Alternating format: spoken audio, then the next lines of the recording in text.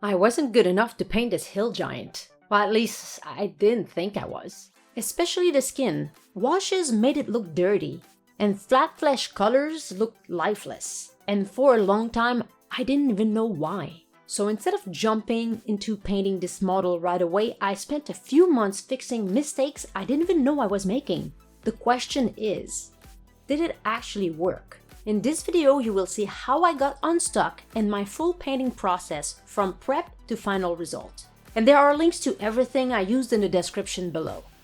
A huge thank you to AK Interactive for sending us these paints, paintbrushes, and terrain products for this video. We've been using AK paints and terrain products since the very beginning, so when they reached out, we were genuinely excited. When we first started painting miniatures, we didn't really know what we were doing. We painted with flat, opaque colors, slapped on heavy washes, dry brushed highlights, and used metallic paints generously. This is exactly where I was stuck.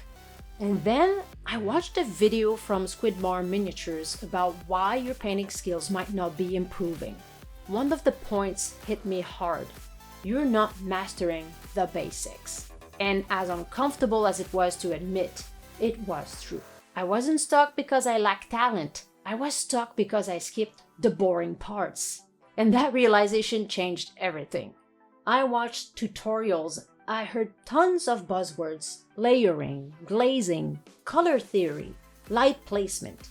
It was overwhelming. But instead of giving up, I made a list. I simplified everything into a few core concepts and ordered them in a way that actually made sense to me. And this is where I stopped trying to paint better and started painting with purpose.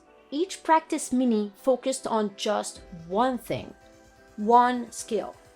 Not all of them at once. Because trying to improve everything at the same time is a great way to get discouraged and not know if you're actually improving. This took a moment, but after a few months, I felt ready.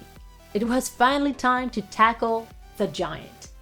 But before touching paint, I took the time to study the mini, which details mattered most, and how the light was naturally hitting the sculpt. One step I used to skip completely was prepping the mini. Mold lines, gaps, seams, sometimes they're subtle, but they always show in the final result. I trimmed excess plastic with a hobby knife and used sanding sticks to smooth visible seams. And I filled shoulder and joint gaps with putty. A quick thank you to our Instagram followers for recommending silicone tools to apply putty. They work incredibly well. Once prepped, the mini was ready for priming. Black and white primers are common, but this time my main focus was the skin. I wanted a darker, warm undercoat.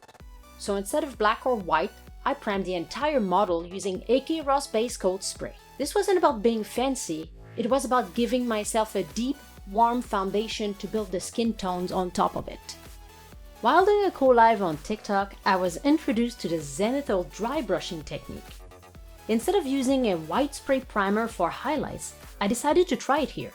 Using classic dry brushes and off-white paint, I dry brushed the model from above in one direction only, focusing the light exactly where I wanted it. This step helped define volumes and made the lighting much more intentional. And now, the part I was most excited about, and most nervous about, the skin. To paint the skin, I used this human flesh tones color set. And instead of jumping straight to a mid-tone, I followed the light map from the zenithal dry brushing and started dark. My first skin layer was black-red, thin way down with water. I used an older brush for this pass. And I made sure to unload the excess water on a paper towel. One thing I've learned the hard way is proper brush etiquette. I used to destroy my good brushes by base coating with them and doing everything else you are not supposed to do. This dark layer went into the deep recesses under the arms, between the muscle folds, around the neck, and under the belly. From there, everything was about progressive layering. I opened a brand new size 2 round brush and started working upwards through the skin tones. Beige red came next as a lighter shading layer, extremely thinned out, excess paint offloaded on a paper towel, and I covered a large surface of all the muscles. Then, sunny skin tone as the main mid-tone, covering the upper areas of all the muscles and infinite skin folds. This started to really bring out the actual flesh color of the model. Highlights followed with basic skin tone, and finally, luminous flesh focused on the highest points of all these muscles. And this is at that moment that I realized that something had changed. I wasn't constantly fixing mistakes. I was building on purpose. This was the biggest mindset shift for me. I wasn't trying to finish the skin in one layer. I was slowly building it. At this point, I already knew. This was the best skin I ever painted. Will I paint something better in the future? Probably, but this was a massive progress. With the skin done, everything else felt achievable. For the pants, I used dark green gray from the Orcs and Green model set as the mid-tone. And I'm using a different approach than the skin here. I shaded the recesses by mixing in lead gray, then built the color back up using dark green, and followed by olive green to add some contrast. Highlights were custom mixes of luminous green and golden olive, and I pushed towards the edges and raised folds. Final edge highlightings were done with pure luminous green. And a quick tip, edge highlighting is much easier if you use the side of the brush. It sounds wrong, but it works. Once the big shapes were done, I switched to a size 1 brush for details. Straps and ankle warmers were painted with darker browns, and the hair was a burnt orange highlighted with some pale sand. The backpack was base coated with tan earth, but then shaded with very diluted dark brown and blacks. I lightly dry brushed the backpack to bring out the burlap texture. Dry brushing is powerful, but only when used intentionally. The ropes and netting were based in dark rust and highlighted with pale sand and cork, just enough to contrast to read clearly without stealing the attention from the skin. For the club, I used wet blending, using mud brown and tan earth. I shaded it with burnt umber and black, and then I highlighted again with pale sand. The metal rings were my first attempt at NMM, non-metallic metallics. Based in black, and then I highlighted with snow blue and deep sky blue. And it came out not too bad. The rocks were kept simple. Basalt gray, shaded in black, and highlighted with rock gray, and a final white dry brush. Because if there's rocks, I will dry brush them. I cannot help myself. At the very end, I tackled the small but terrifying stuff. The pupils. For those, I used a metal pin in pure black. It's scary, but it works.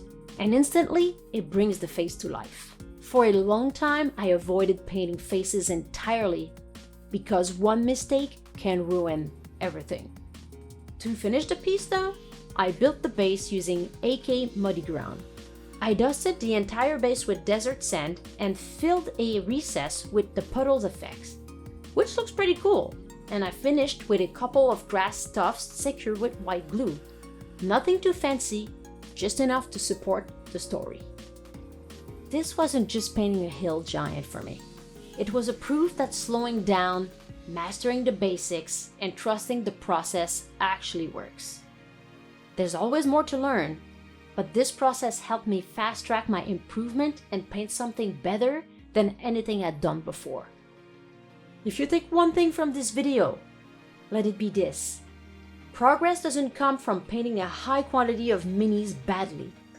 It comes from understanding the basics and practicing them with intention.